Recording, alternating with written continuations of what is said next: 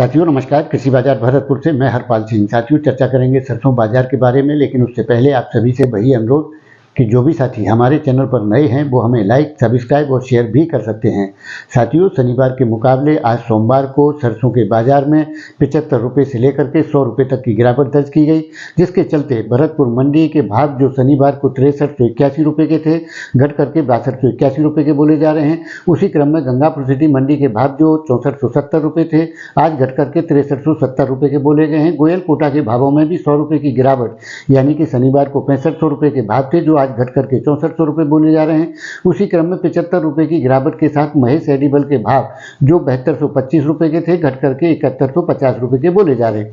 साथियों निश्चित तौर से सरसों के अंदर 75 रुपये से 100 रुपये तक का खरा गिरावट आ चुकी है, जिसका कारण सबसे प्रमुख ये माना जा रहा है कि नाफेड की जो 50,000 टन की बिकवाली थी उसके चलते बाजारों में नरमी का रुख है, यानी कि जो दीपावली की मांग थी वो पूरी हो चुकी थी, जिसके चलते ऊपर में दिवाली का भी अभाव देखने को मिल रहा है। बाकी साथियों कोई बड़ी नरमी या गिरावट जैसी स्थितियों के समाचार बिल्कुल भी नहीं है। दिवाली तक हो सकता है कि 150 रुपये की जो गिरावट आई है उसको रिकवर करते हुए जो मुहूर्त के सौदे होंगे वो बढ़ चढ़ करके होने की संभावनाएं प्रतीत होती हैं, और आने वाले दौर के अंदर यानी कि दीपावली के बाद में बाजारों में सुधार की स्थितियां रहेंगी या गिरावट का रुख रहेगा, ये तो दीपावली के बाद ही तय होगा।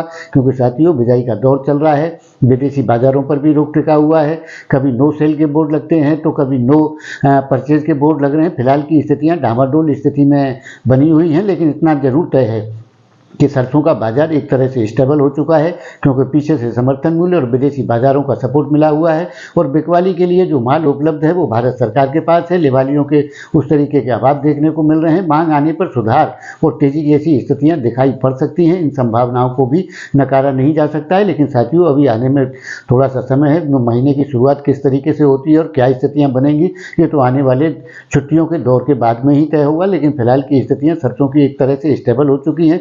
50-100 रुपये के ऊपर नीचे के हिसाब से बाजारों को यहीं बने रहने की संभावनाएं नजर आती हैं, और आने वाले दौर के अंदर किस प्रकार की मांग रहेगी और कैसी उपलब्धता रहेगी और बिजाई और मौसम, ये सारी चीज़ें बाजारों को इफेक्ट करेंगी, और आने वाले दौर के अंदर उसी के हिसाब से बाजारों के रुख तय होंगे। तो साथियों आपकी इस विषय में क्या राय है, आप अपनी राय कमेंट माध्यम से दे सकते हैं। तब तक के लिए धन्यवाद।